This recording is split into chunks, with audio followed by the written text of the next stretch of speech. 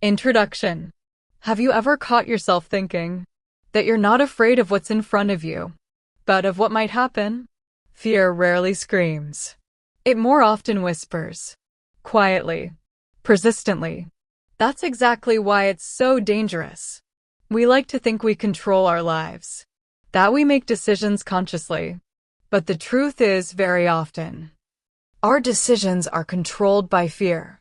Fear of rejection. Fear of being alone. Fear of dying.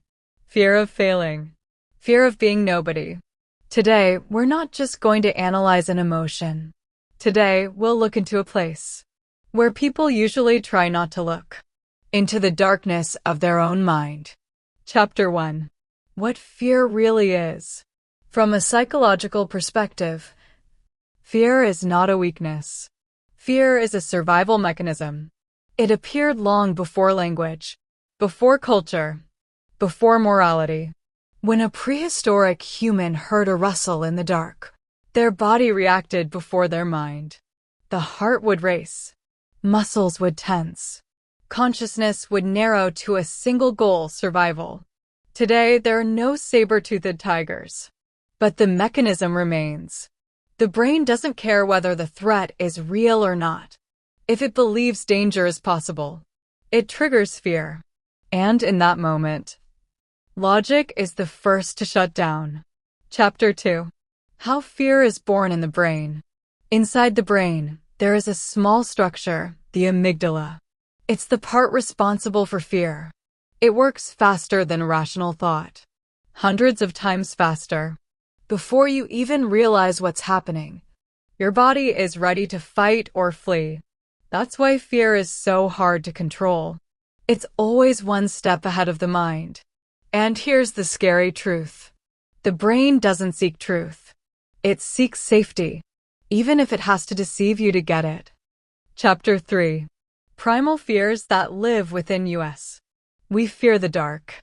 Not because it's dangerous, but because we don't know what's in it. We fear being alone. Because for early humans, being alone meant death. We fear heights, snakes, spiders, silence. Even if we've never actually faced them. It's not experience. It's memory. Deep. Animalistic. Inherited. Chapter 4. Why fear is stronger than logic. Logic says, the odds are low. Fear whispers, but what if? And the brain always chooses what if. Because a mistaken logic is discomfort. A mistaken assessing danger is death. That's why fear wins. Even when it's irrational. Even when it's destructive. Chapter 5. Hidden fears we don't talk about. Most people believe they know what they're afraid of. They're wrong. We don't fear failure. We fear being exposed. We don't fear being alone. We fear not being chosen. We don't fear death. We fear living a wasted life. And here's the main fear. That's rarely spoken aloud. The fear of being ordinary. Insignificant. Forgotten. Chapter 6. Fear and society. Society is excellent at amplifying fear. News feeds on anxiety. Social media feeds on comparison. Advertising feeds on insecurity. They don't show you life. They show you threats. You're not successful enough. Not attractive enough. Not rich enough. And fear does its work. Chapter 7. Why we like to be scared. Horror movies. Thrilling stories. Crime reports. Why do we watch them? Because fear gives a sense of life. It pulls us out of routine. It makes us feel. Controlled fear is a way to feel alive. Without real danger. Chapter 8. Manipulation through fear. Where there is fear, there is control. Politics. Religion. Marketing. The formula is always the same. 1. Create the threat. 2. Amplify the anxiety. 3. Offer salvation. And people hand over their freedom. Voluntarily. Because a frightened person doesn't seek truth. They seek comfort. Chapter 9. Fear of death. The deepest fear. We can hide it. rationalize it, joke about it. But it exists in everyone. Not the fear of the end, but the fear of the unknown. What comes after? And what if there's nothing?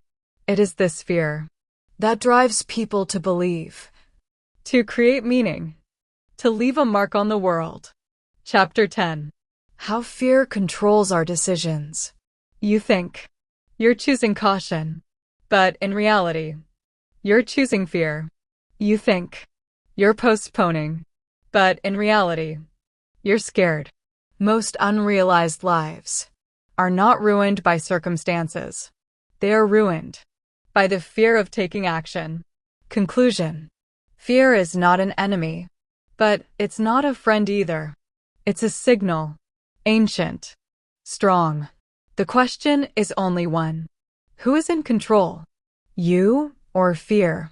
Because the moment fear becomes the master, life turns into waiting. And waiting is the slowest form of dying.